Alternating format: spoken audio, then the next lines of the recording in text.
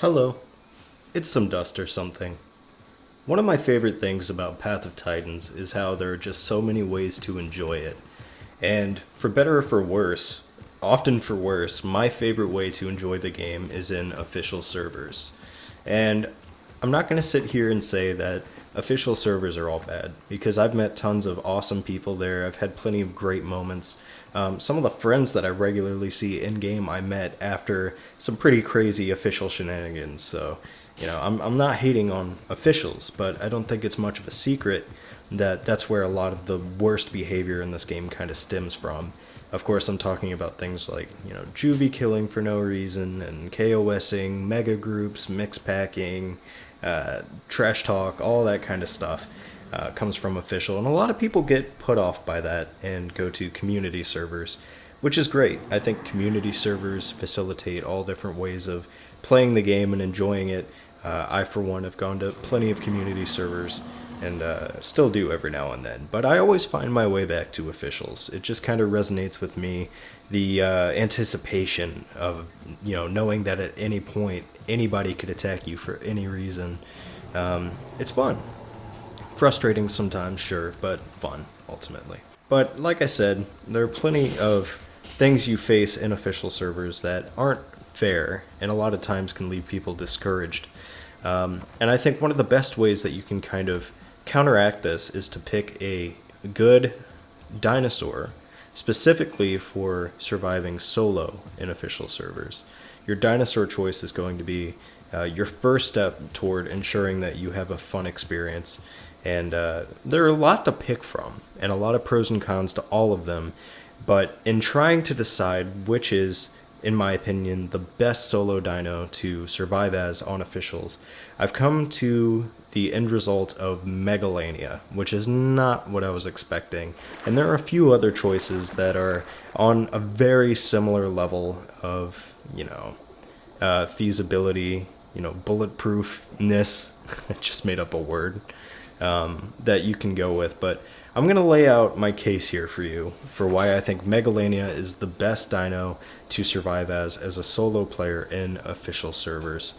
And a lot of that's going to come down to numbers. But before I get into that, the two main points that I typically go by when deciding if a playable is good or not for a solo player is number one, fight, and number two, flight. In other words, fight would be your ability to actually fight off threats. And usually when I say threats, I mean something that can keep up with you, that can catch you, that you can't necessarily get away from.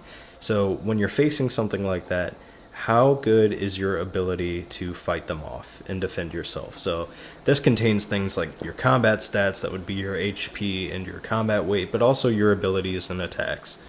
And for flight, sometimes it's as simple as just, having a high sprint speed.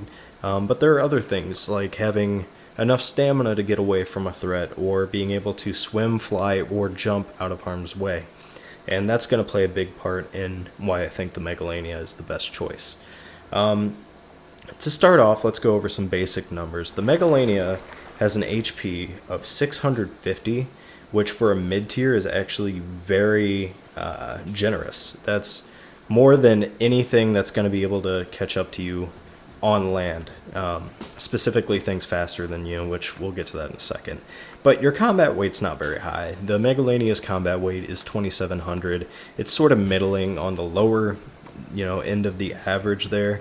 It's lower than pretty much anything that's going to threaten you in the water. It's lower than like Pycno and Metri and Styraco. But where this thing really shines is in its speed. It has a land sprint speed of 1,100, which is not the toppest of top tier, but like really good. Like if we were making a tier list where S is like, Struthy, Meg would be an A. 1,100 is very, very good.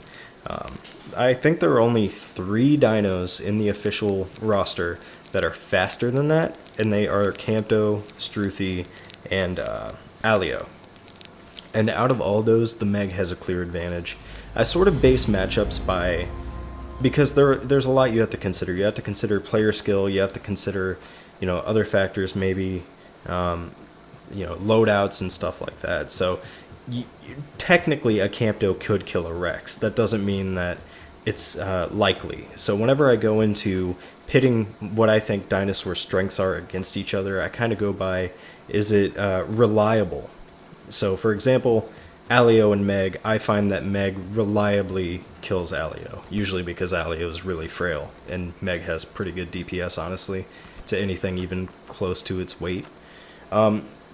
So that's why, Struthi and Campto are no-brainers, but I don't think Alio is much of a threat either. So already, right off the bat, we're off to a great start in that the Megalania can outrun or at least keep pace with most of the roster. And the three things that are faster than it inherently, it can fight off no problem. However, there are also dinosaurs that keep speed with Megalania. Alright, hold on. Sorry, my cat wants in. You do this to me every time. Come in. No. Say hello to everyone. Ladies and gentlemen, Shiloh, the cat, is in my room with me. I should make her the mascot. But anyway, Megalania sprint speed, 1100 on land. That is the same as Pycno, Metri, Conch, Deinonychus, Sty. Like, those are some pretty quick guys, and they all share the same speed. And in the case of the Conch and the Deinonychus, I think it's pretty clear that the Megalania also beats them, no problem. They're both so squishy that I typically don't find it that difficult to beat either of them. And that leaves the Pycno, the Metri, and the Sty for things that can keep up with you on land. And the answer to all three of these, the simplest answer, is to just go into the water and dive, because they're not going to be able to follow you there, right? But if I were to break it down and be a little more specific here, Pycno, it's squishy for its size, but it still has more combat weight than the Meg, and its high damage output makes it kind of a threat. Could a Meg beat a Pycno? Absolutely. I'm sure it happens all the time. I think I've even done it. But it's not something, talking again about reliability, I don't think it's a reliable matchup. The Metri actually has less health than the Meg, which I was surprised to learn about. More combat weight yet again, and the damage output on the Metri actually isn't as good as the Meg. The Meg has those Viper Strikes that do 30 damage once per second, and then you've got your Venom Bite, which has a longer cooldown but deals like 65 damage, and that's actually really impressive. But the Metri has basically 2 health bars, and since you don't deal bleed, you can't stifle that heal. So you're really, when you're fighting a Metri, it's kind of like fighting 2 Metris, and for that reason, that's not always reliable either. And then the Sty, I think, is the best matchup as far as the speed tier is concerned, because the Sty not only does it have a charge, which gives it a speed boost and can help it, make up the lost distance and kind of break the gap between the Sty and the Meg, but the Sty is a very forward-facing attacker. And so for the Meg, you would think the answer would be to get behind it, and that would be your way around it. But the problem is the Meg has such like a long body.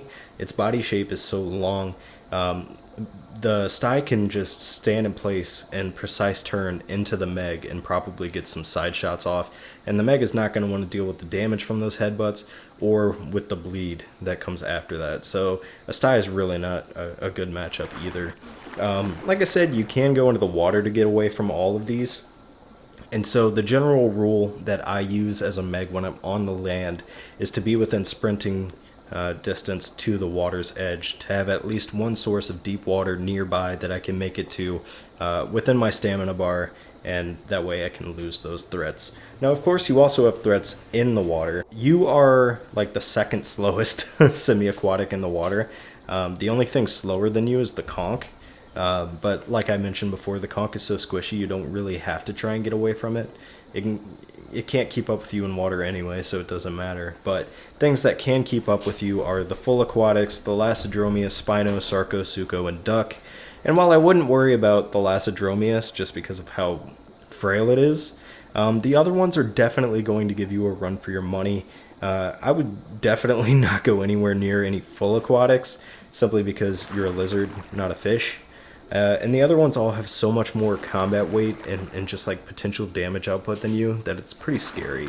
Like we're talking about Spino and the Duck being apexes, and then Suco and Sarco being sub-apex, so it's pretty rough. Of course, the answer there seems to be whenever you're in the water, stay close to the water's edge. I like to stay within maybe a second or two from the water's edge. That way, you know, if a threat does come at me from the water, I can get right back out, and none of them are going to be able to follow you, except for, you know, obviously conch, but just kill it in the water. or thalassa or whatever. Like, you know, they're not really a threat. But the other ones, they have like no chance of keeping up with you on land. Like, you're talking about apexes and sub-apexes versus a pretty speedy little mid-tier. And so in that way, you are like completely covered. The only things that can catch up to you on land, you can either fight off or lose in the water, and the things that can, you know, absolutely wreck you in the water can't follow you onto land. So that puts the Meg in a really interesting spot where it's very effective for a solo player, as long as you play it using the terrain to your benefit. So like I said, always be aware of the nearest source of deep water to you, and always be aware of your stamina. And of course, even though you have good fight and flight reactions to everything else in the game, the unfortunate thing is you're going to have to look out for other Megs just because of the way Meg players are. And I'm definitely totally not saying that because in my last video something really traumatic happened to me involving like 63,000 Megs in this exact spot. But for the most part, this is just a really solid playable. Now, I mentioned there are other dinos that you could say are as good, if not better than the Meg for surviving solo. Struthy comes to mind, obviously, and to a lesser extent Campto. Of course, I covered that they run faster than the Meg, and they have awesome stamina and everything, especially for the Struthy. But in a situation where maybe you don't have as much stamina as you need to get out of it, the Meg is good in that it can take to the water to escape. Struthy and Campto can't really do that. So that gives it kind of a point in adaptability. And I would say the other really big contender would be Thalassadromius, which of course not only can it swim, but it can also fly really fast. But to that I would say, in a situation where maybe you have to fight, say you're out of stamina or whatever, the Meg is going to win much more likely than a Thalassadromius. The Meg has okay bulk, like that 650 health is actually really nice, even though it's only got the 2700 combat weight. That is leagues above Thalassadromius, and then it's actually got pretty good damage output as well. I already touched on the 30 damage per second plus the 65 damage with the Venom Bite. So you can fight, and you can punch up a little bit as this thing. But for the most part, I think this is what I consider to be the absolute best solo playable in Path of Titans. I'd love to hear your opinions. Please feel free to leave those below. Let me know what you think is. And, I mean, no hard feelings. If you think the Struthy's better, like, I'm not going to argue with that. If you think the Thalassa's better, it's like, yeah, you have a whole other realm, you know, to escape into as far as, like, the sky goes. But especially for Pangera here, I can't really think of anything that I feel more comfortable on than, like, a Meg, so long as I'm close to water or close to land.